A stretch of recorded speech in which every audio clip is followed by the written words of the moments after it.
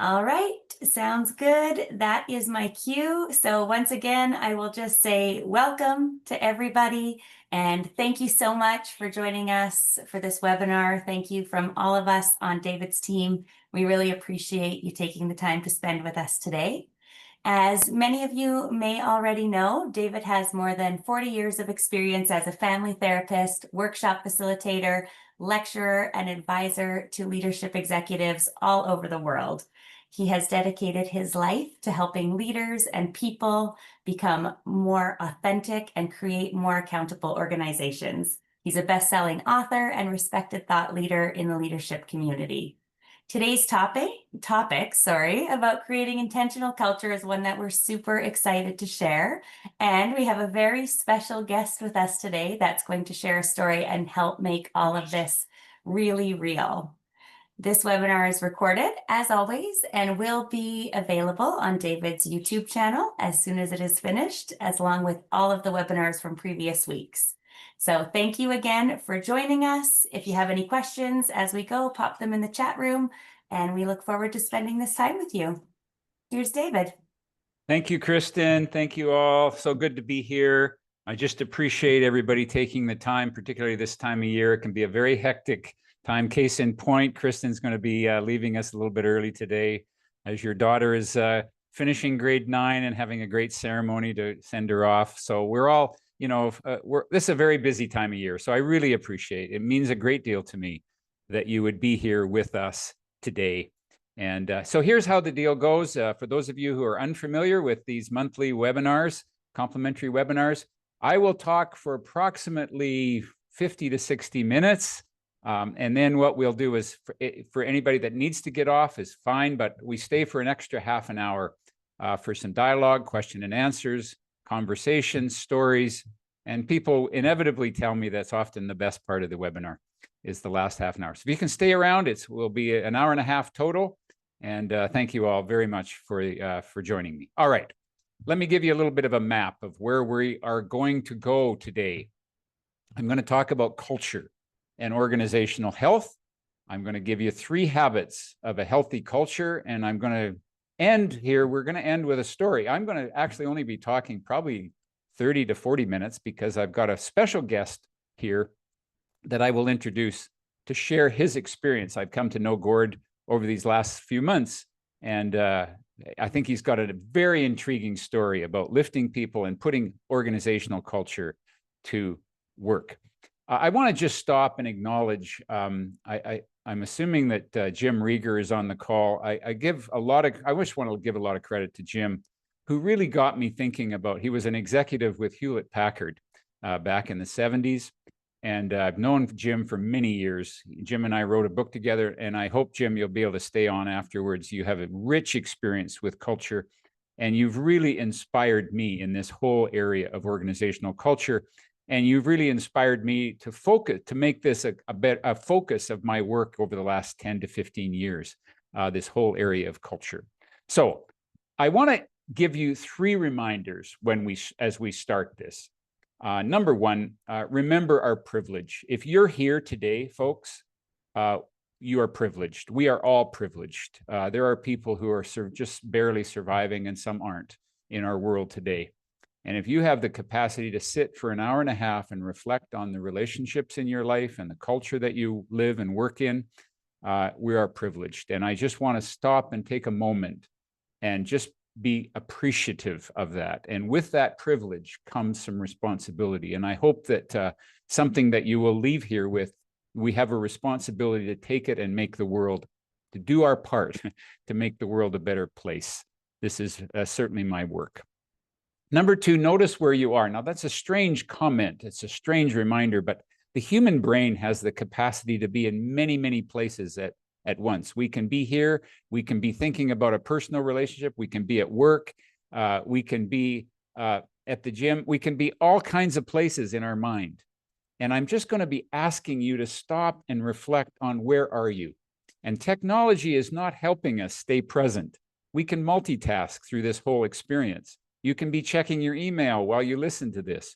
Just notice where you are and notice the impact of being fragmented and being many places at once. And if there's one practice that I have learned that's going to relate to culture, is to be present to the experience of where you are. People will tell me they're not present in the world. If you're in the work of safety, being safe is ultimately about being present rather than preoccupied. Just notice when you get preoccupied, and notice when you're present, and notice the difference. And third, discover one agreement. Here's the challenge I want to offer to you. In the insights that I'm going to share with you today, see if you can come up with one thing that you will make an agreement to change in your life, in your personal or work relationships. Let me start with my mission, because it will impact the work that we do together a great deal here and the message that I'm going to convey to you. My mission is to amplify the impact of difference makers by connecting them to their true nature. What that means is, folks, I'm going to make an assumption. If you're on this call, you're a difference maker. You want to make a difference in the world. I don't just work with individuals. I work with individuals who want to and are committed to making a difference. And my premise is that when you connect to your true nature, when you are authentic, that's how you amplify and maximize the impact that you have on the world. That's where your impact truly comes from. The authentic way is that we don't need to change yourself. You need to come home to yourself. And this changes everything. This is where my work is. This is my life's work. And it's really where we're going to be focusing in the next hour. Now, what does that have to do with culture? An authentic culture is a place where you are expected to express your true nature. You're not just supported. You're not just encouraged. You're expected to express your true nature. And I would just ask you, and you could even do this in the chat room, and we could stop and just recognize for a moment, what's it like to be in places where you get to express your true nature?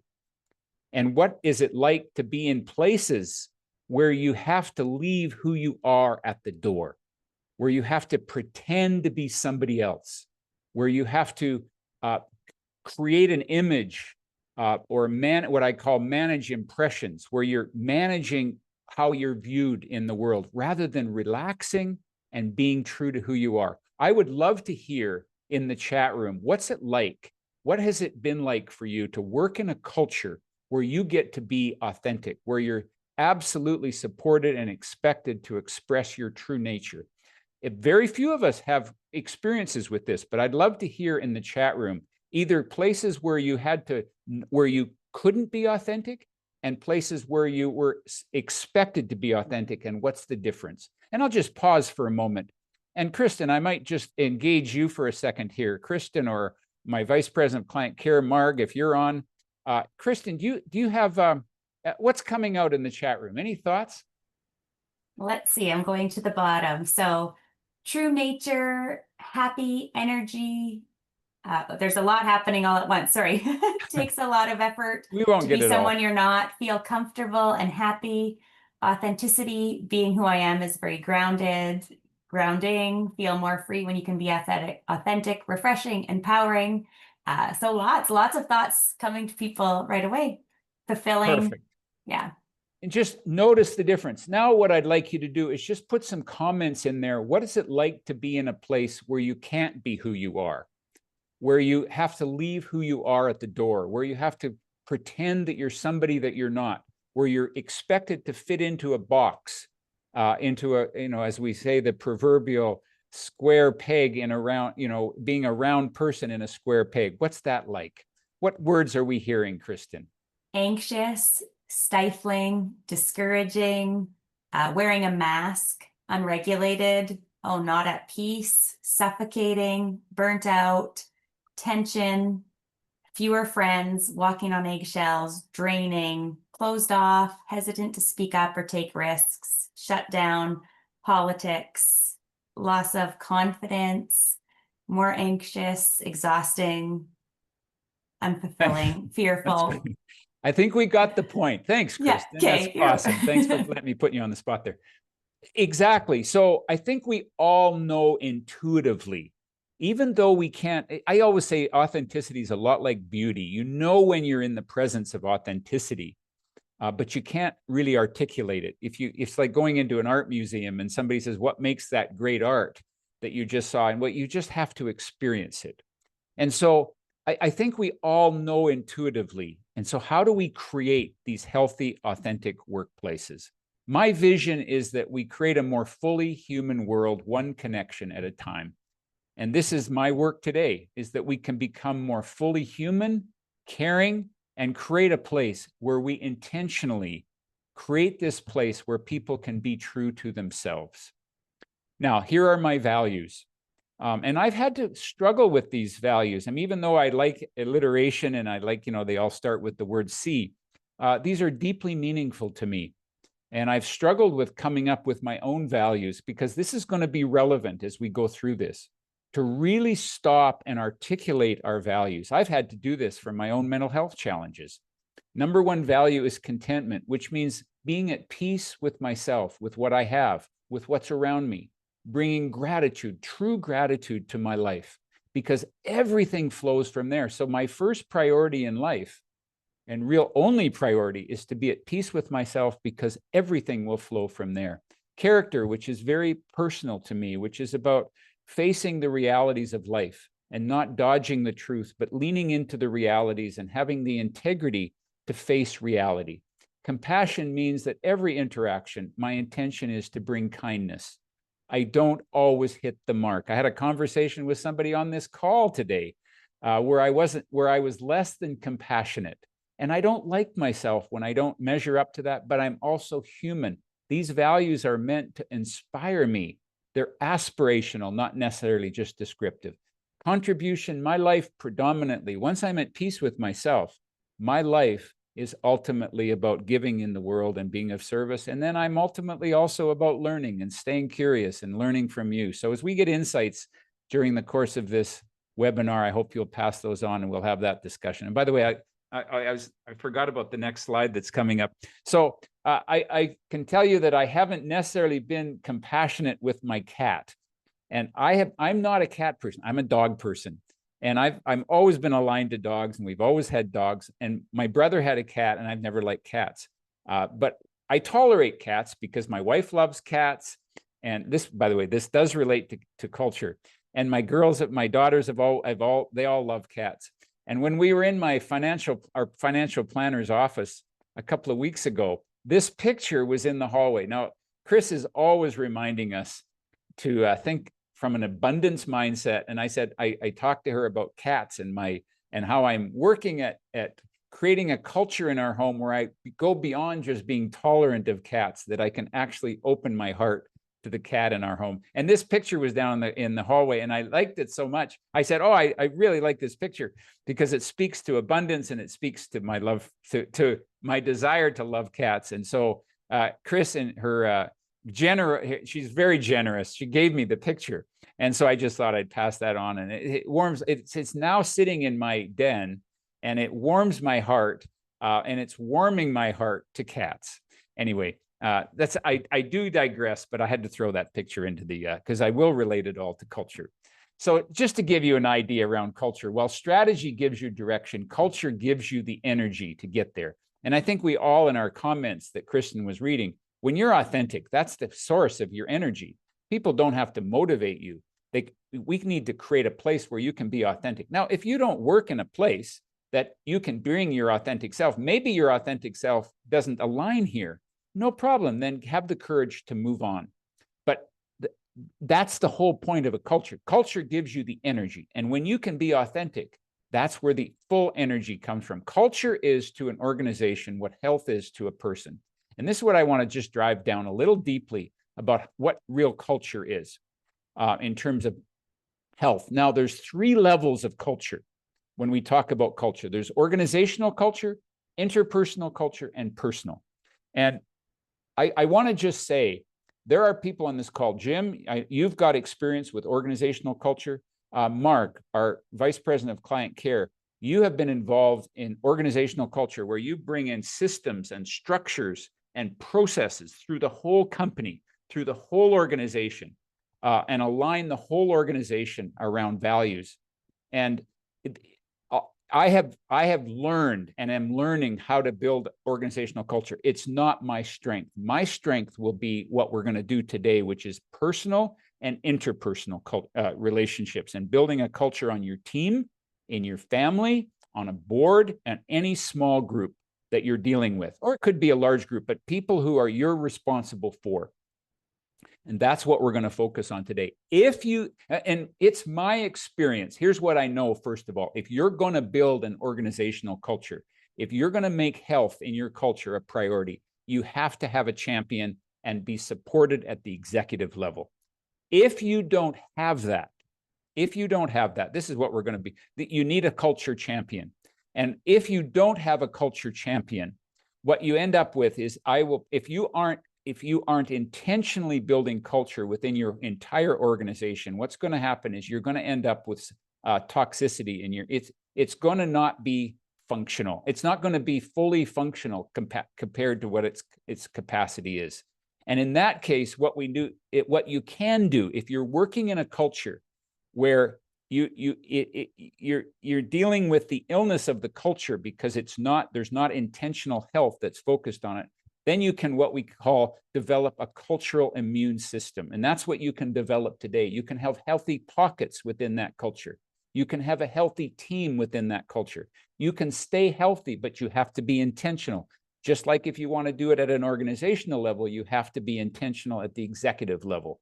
But you can be intentional about it at the team level if you make up your mind to do that. Now, if the culture does not support your immune system, if the culture doesn't support your work to bring these values forward, then you really need to examine carefully whether that's a place that you can stay there, because you're not going to stay well.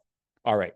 So when we talk about an organizational system, we talk about the interaction between parts and the interdependence between parts. There's energy going on within that system. Where is that energy blocked? Now, the interesting, fascinating thing around organizations is that it comes from the root word organ. And just like a culture has a degree of health. Now, I'm not a believer that there's dysfunctional cultures or pure toxic cultures. Just like there's no pure toxic person, there's always an element of health. You wouldn't be alive if you didn't have some kind of an element of health. But the interaction of all the different organs within an individual creates a culture, creates a health system within an individual, a whole system, just like the culture creates a system. And so what we can assess is what's the health of that organization. And it's a spectrum, just like what's the health of a person. And so it's a continuum, and very, very seldom do we sit down and actually ask ourselves, what is my own personal health?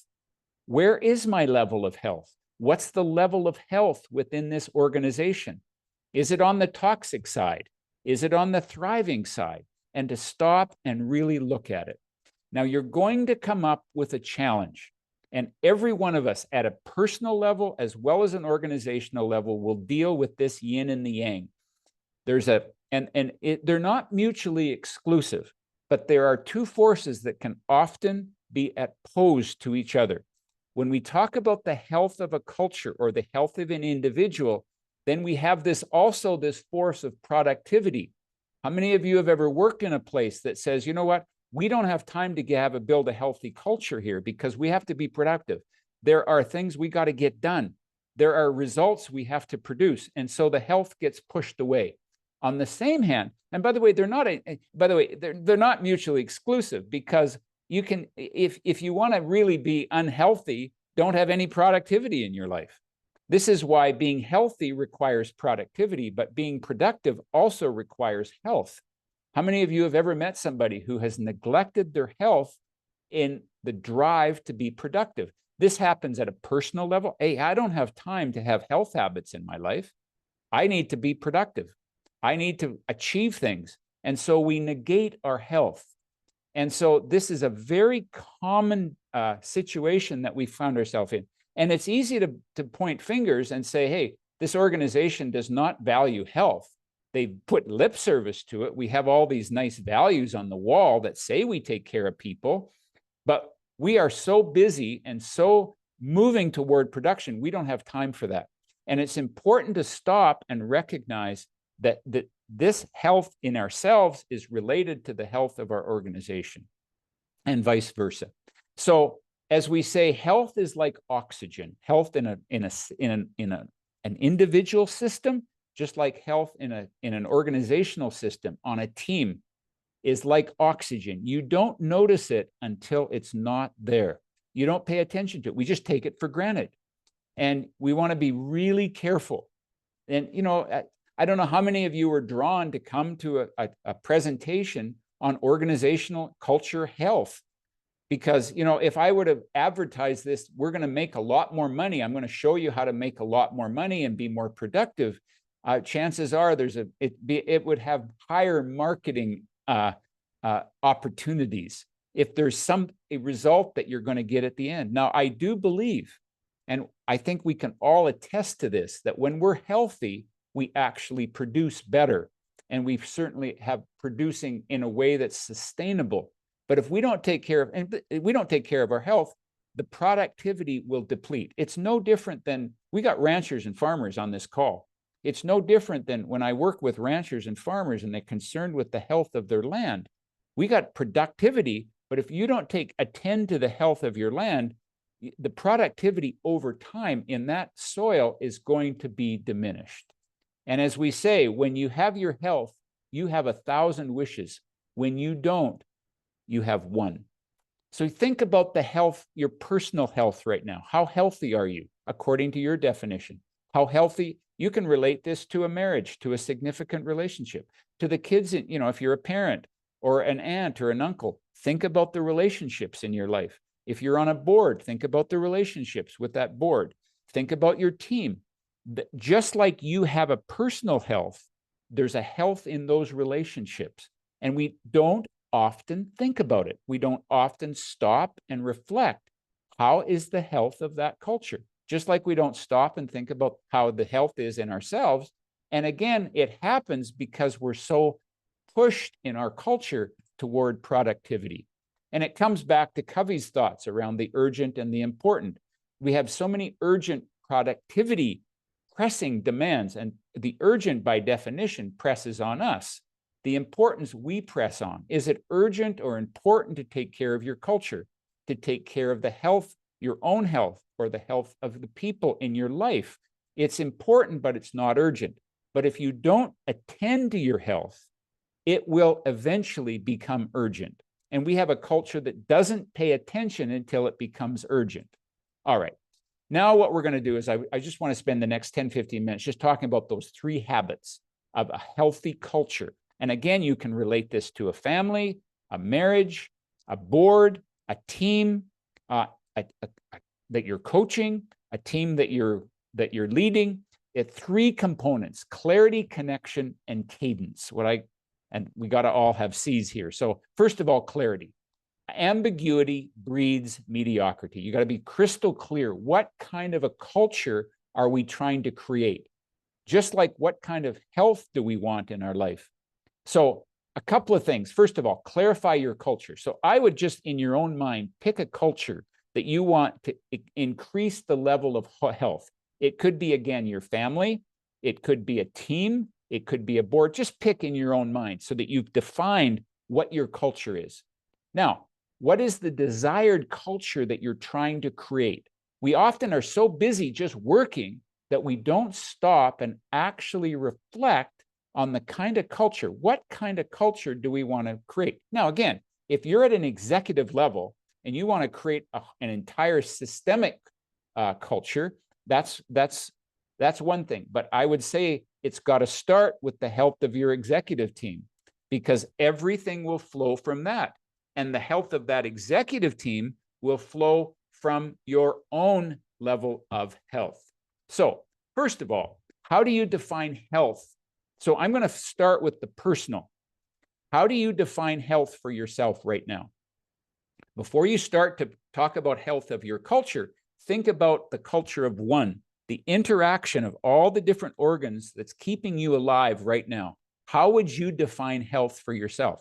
How many of you have discovered your definition of health has changed over the last 20 years?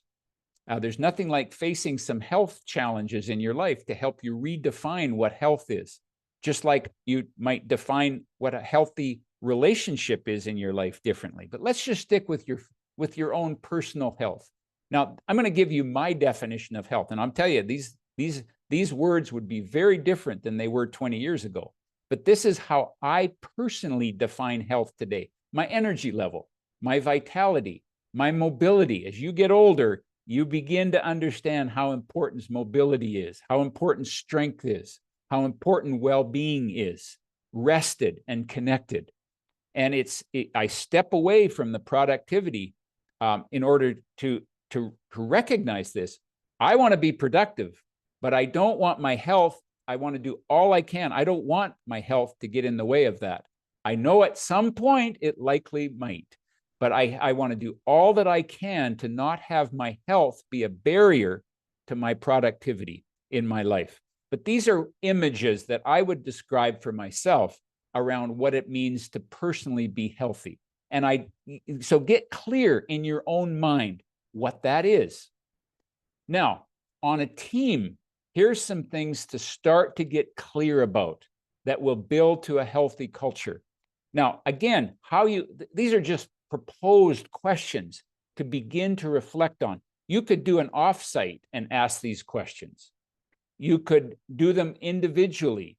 You could create time, but you've got to step aside time from what we call productivity. Now, ultimately, this will lead to and engage people in greater productivity. But the point is you've got to make time. Just like health, you got to make time. None of us get healthy by default. We have to be intentional about certain habits. So this is a habit of clarity. What is our compelling why? Do people get inspired to come to work on your team? Is there a reason, a compelling reason, for a purpose for coming to work? What's our experience of being on this team? If you want to create a customer experience, or those clients that you serve, if you want to create a great experience for them, it starts with what is the experience, and just checking with people. What's your experience of being on this team? What is our single priority? And, priority originally came into the English language in the 1400s, and it was originally singular. It only got pluralized in the Industrial Revolution when companies started to say, we got to have more than one priority. If you were to say, what's your single priority as a team? My single priority is my well-being, because I know everything flows from that. Now, if you've struggled with addiction or depression or some mental health challenges like I have, you've had to really be clear. What is your single priority? What would be the priority on your team? And, it's difficult to narrow it down. It doesn't mean that other things aren't important. But if you were to narrow down, what is our single priority that we're trying to create here? What do we value? Not just listing a bunch of empty value statements, but what do we truly value? What are the unique passion and gifts that we each bring to this team? And are we aligning our values and our passion and our gifts, our authentic self, if you will, to what our purpose is as a team? What is it that we do that makes a difference in people's lives? To really sit and reflect in your team about the answers to these questions. And it just simply means listening, attending, just like it means the same thing as regularly, whatever you define as healthy in your own life, whether it means getting more rest, whether it means getting up and exercising in the morning, going for a walk, whether it means the people in your life and building better relationships. Whatever health means to you, notice when you're aligned with that and when you're misaligned. And tell the story. This is an opportunity, folks. We have to get good at telling stories. The best teams and the best culture I know is they know how to tell stories. And I'll get into this a little bit deeper when we get into cadence. And so what you then develop is a set of what you call a healthy team. And you define that with healthy values. Now, every one of you, I'm sure if you work in a large organization, have a set of value statements that you have on your computer and on your walls. I would never use those value statements on your team. Just make sure, because there's no ownership. There's, okay, well, somebody else developed those. Find a set of values that the team can take ownership for. Now, so why do you have a set of value statements on the wall of corporate values? Well, make sure your team values are aligned with those. Make sure that the team values that you own together, that you work on together, that you build together, that you take ownership in together, make sure that those align with the corporate values, because you have to make sure you don't belong in that organization if you can't align your team values with your organizational values. But the same thing is to know your own personal values, to know what you're bringing to that team, and then you begin to form a values around a team. So these would be examples of a team that I would be working with to say, these are our values. This is what we hold to be important. Now, that's the clarity piece. Now, how do you make a connection? This is why we've already started to make a connection just by listening to that. What we do is that we have what we call commitment conversations, where how do you get those values off the wall is we create obviously a set of behaviors. This is how we behave. These are our expectations. Out of those behaviors, what do we expect from each other? And we can come up with actually a team charter or a list of expectations for how we are going to live those values. And then we make agreements to each other. And then we also talk about what do you do when we fall short of those agreements to each other. Now, again, you can do this at a personal level. You can have a commitment conversation with yourself. You can say, listen, I value contentment, strong character, compassion, contribution, curiosity, and I have a one-page document that shows what behaviors do I expect from myself and what expectations do I have of myself to demonstrate that, and what agreements will I make with people in my life, mostly agreements with myself to honor that, so that I can feel good about myself. When we live our life in alignment with our values, that's when we begin to earn self-respect, because we're doing the hard stuff. And again, you get to the point. Many of you do this. If I were to have my wife Val listen in on this, she would say she just kind of does this intuitively. She doesn't have to do it deliberately. And if you're at peace with your life and you're finding fulfillment in your life and you've got a good culture that you're working in, you're likely have done this, not necessarily deliberately, but it's just been natural. And for me, I need the structure at the team level and at the individual level to put this into practice. So then you begin to make a connection around if this is what you define as a healthy culture. So you're really defining what a healthy team is for us. And you're not imposing that, you're creating that statement together. This is how we are going to define a healthy team, a healthy culture within this team. You can do this take this home and do it with your marriage partner, with your significant other. Talk about, hey, how will we define a healthy relationship? I just went to this seminar on building a healthy culture, and I want to improve the culture in our own relationship. Let's talk about how would we define what a healthy partnership is, what a healthy team is, and what do we mean by that, and what would be our expectations of each other, and what will be our agreements to each other going forward, so that you make an intentional action toward it. Just like if you want to improve your own personal health, you sit and say, hey, where are the misalignments in my own personal health? And what do I need to improve that? Then on a scale of 1 to 10, 1 would be we're doing a very poor job, and 10 would be we're good in all of these areas. Now, some of these might require different numbers for different aspects. That, hey, we take a lot of responsibility around here, but we don't take the time to really show our caring to each other. We don't get to know each other enough. So we could have different numbers for different aspects, and you begin to have the conversation. And then ask yourself, was your conversation polite or was it genuine? What we're after here is to create a place where people can feel safe. to be genuine. The opposite of engagement, folks, is not disengagement. The opposite of engagement is polite. We don't want just polite. And just notice in your conversation, am I being just polite here or am I being real? I would far rather have, as I say this when I work through this process with teams, I would far rather have an honest, genuine 2 than a polite 8, right? What could you have this conversation with everybody in your culture? Who's accountable for the health of your culture? We typically think that the positional leaders are the ones in charge of the culture. And so we depend on them and become overly reliant on the positional leader to make the team happen. And if we need to all say, who's accountable? We're all accountable. And what could we each do to move this up a notch in the coming month? And so that we begin to actually measure this and notice the impact of these aspects. And maybe your culture is, hey, we're spending too much time on our health and we're not being productive enough. I've met people like that. They're so obsessed with their health that they're not productive in their life. They're so obsessed with what they eat and how much exercise they get, they're not productive. So again, we got to have that balance always between the productivity and health.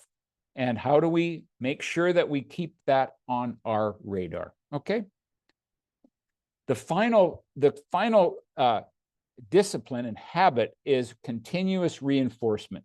Tell the stories.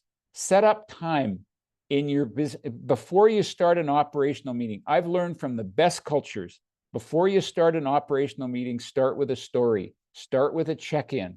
How are people on the team doing? How are people doing today? Have a one-word answer or a one-sentence answer.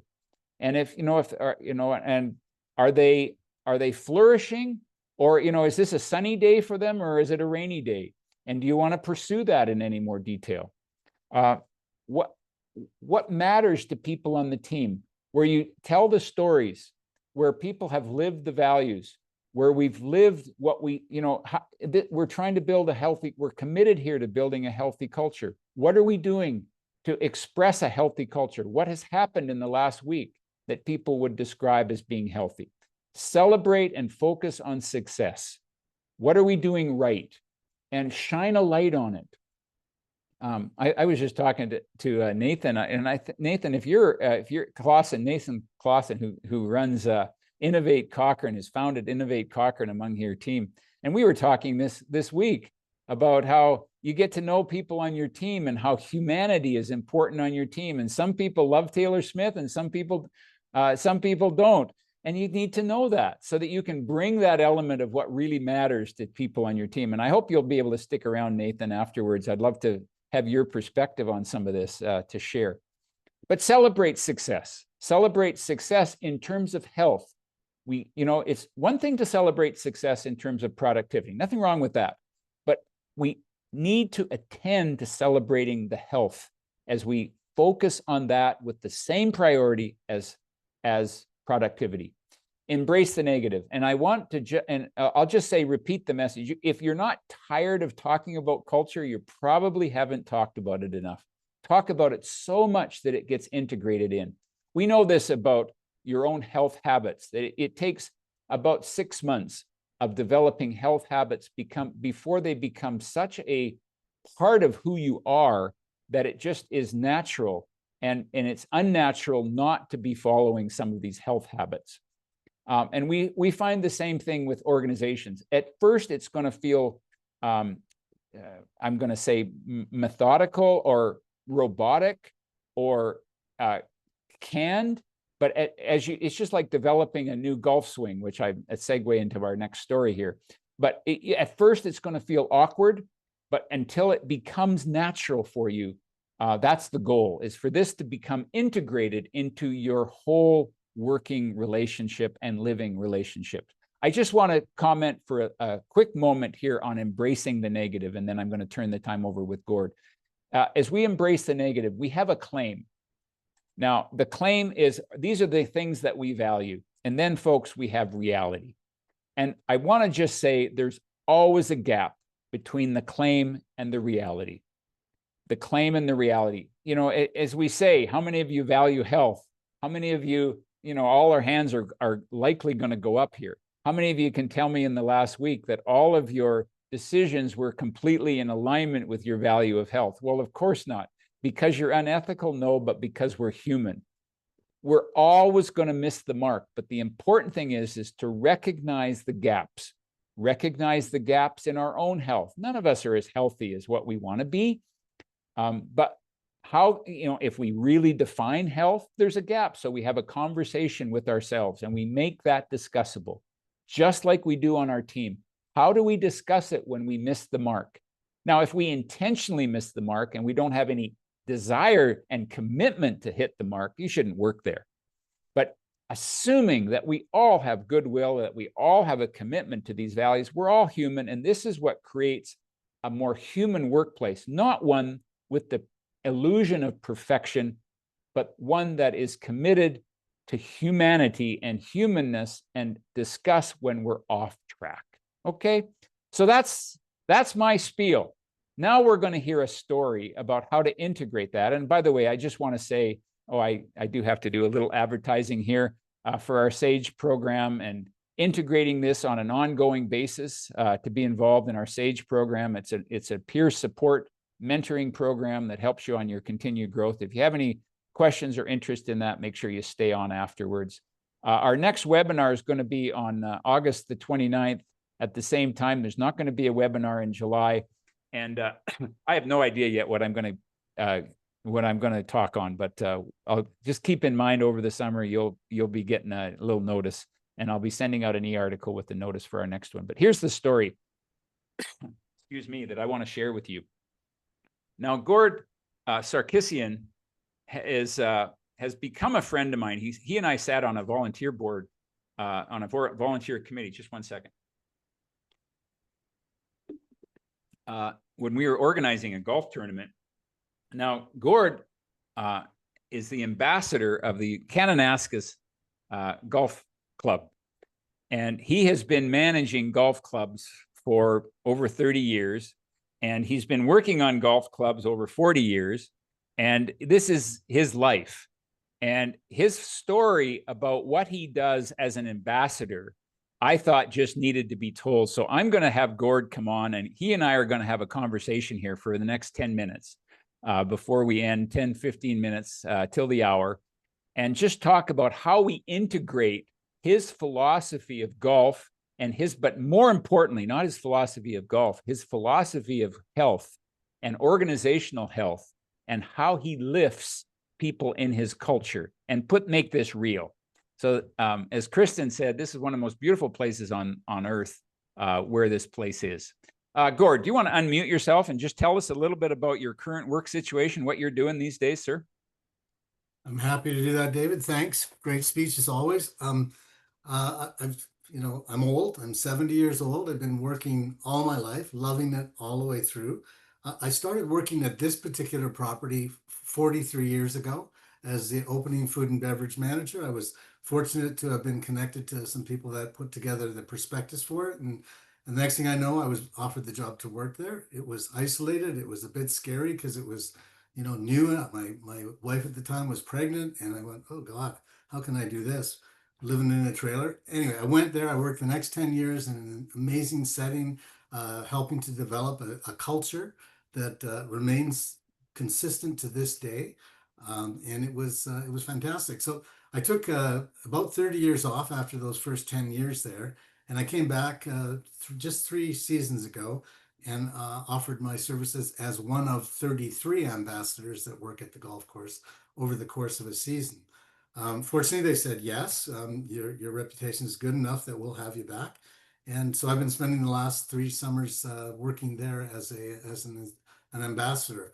My role involves being a starter and then going out on the golf course and connecting with people. It's been a lot of fun. I currently also work as an instructor at a college in Vancouver, and I work as a coach and a mentor to the students as well. So tell me about the culture that you've created, and what does it mean to be an ambassador, Gord? And how do you create this sense of lifting people and building a healthy culture? How would you interpret that, sir? Well, first of all, I mean, I totally agree with personal, interpersonal, and organizational cultures. We have our own culture and how we live in the world. I'm a self-admitted helpaholic. It fills me up. I love making a difference in the world, and so that's my personal. There's a house around me at Kananaskis built by some very talented leaders there that make it really easy to be a helpaholic, to be someone who lifts people. They do that by, creating a community. The leaders there are visible. They listen to what you have to say. The staff are empowered. You can make decisions and not be afraid of consequences. I think Bob Paley, one of my colleagues there, says we get to drive our own bus, which is very empowering. Communication is on time. It's always on point. Relationships are encouraged. So we build relationships with our clients as well as our fellow staff members. Respect is paramount. They give us great uniforms, give us some ideas on language and how to share our thoughts there. There is a sense of ownership. All the equipment and tools are new, they're well maintained, and feedback is always sought out. So it's really easy when you have all those things in place to lift people.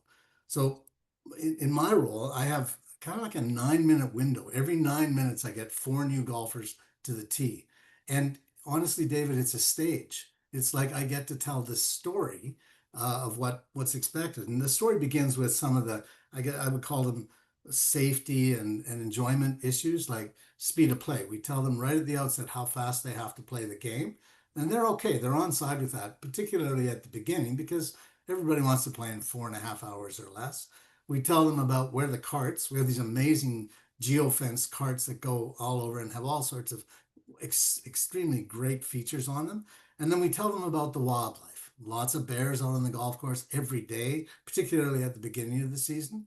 This is the grass is what they like to eat. So we tell them all about that stuff. And once I get past that, I usually have about 6 minutes to have a bunch of fun with them. I think probably one of the coolest things I did was I had two couples drive up and I said, "Hey, it looks like you're on a first date." And they said, "No, no, no, we've been married 13 years." I go, "Oh, really? Well," and I look at the gal and I said, "Do you still like him?" Because they rule. And she said, yeah, yeah, most of the time. And I looked at the guy and I said, do you remember your first date with this lovely lady? And he saw it for a minute. He looked over at her, and honest to God, he got emotional right there. Right now, who would think you would find that on the first tee of Kananaskis Country Golf Course? And he smiled and he hugged her and he said, "I sure do." Right. And off we went. And, I had more time to talk about other things, but just making it that personal, creating that type of relationship really empowers me because halfway through their round, they were about 15 minutes behind the group in front of them. And I had to go to them and talk to them about catching up to the next group. We had established such a strong relationship on that first tee in those 9 minutes that he was highly motivated to please me or to make the catching up important to him. So you're given those opportunities time and time again. And where did you learn how to do this, Gord? I worked private clubs my whole life, and or not my whole life, but for most of my career, private golf clubs, and it was, it was just so empowering to develop those relationships. Once you develop that relationship, and 9 minutes isn't a lot of time to do that, but there are some tools and tricks that you can use. But once you establish a relationship, getting the things you need is so much easier, right? And if it's genuine, authentic, and presented in a way that's pleasing, it's pretty easy to do. One of the things I do, David, is I'll when someone arrives at the tee and they're getting ready to play, and they're talking about it, and I'll look at them. I'll say, "Look at where you are. Most beautiful place in the world. Look at who you're with, your friends. Look at what you're doing. You're teeing off on one of the most beautiful golf courses in the world. And think about this, you're even par right now. And to boot, you've got 3 icy cold beverages sitting right in front of you in a cart that's going to take you wherever you want to go. It's a pretty amazing experience. In fact, I would say you are at the gates of heaven right now." And they smile, they go up to that first tee with confidence, and they're inspired. And it really does change the world for them in that moment.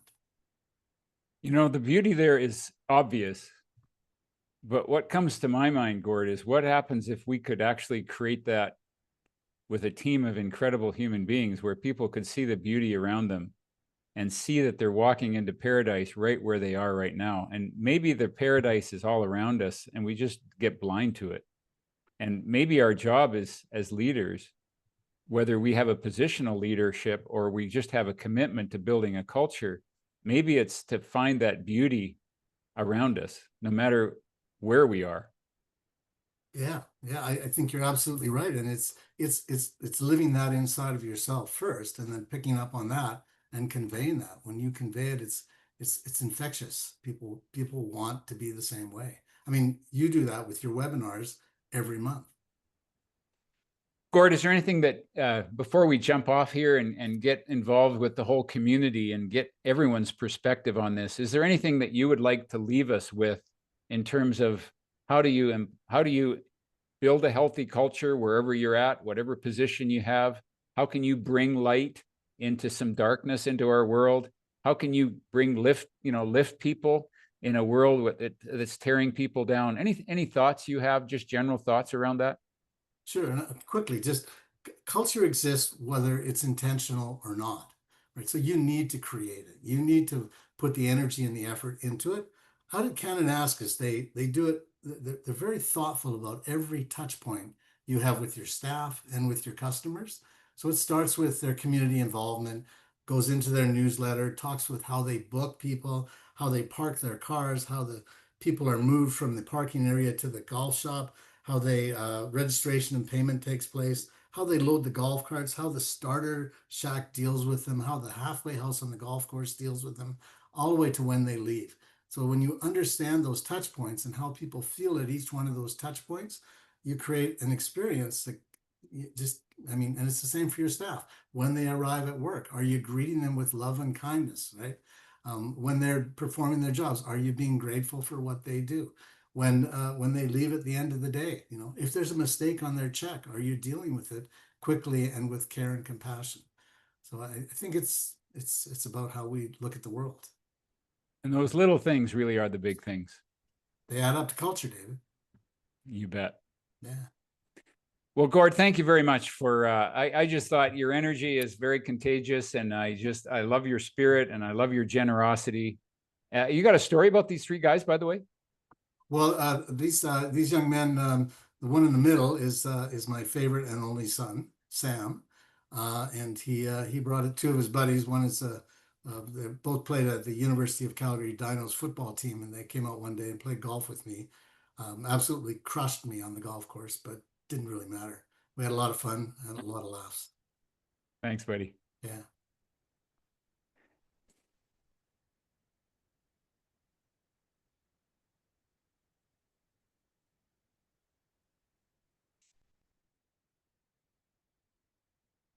I will end the recording here as soon as I can. Just give me a minute. There we go.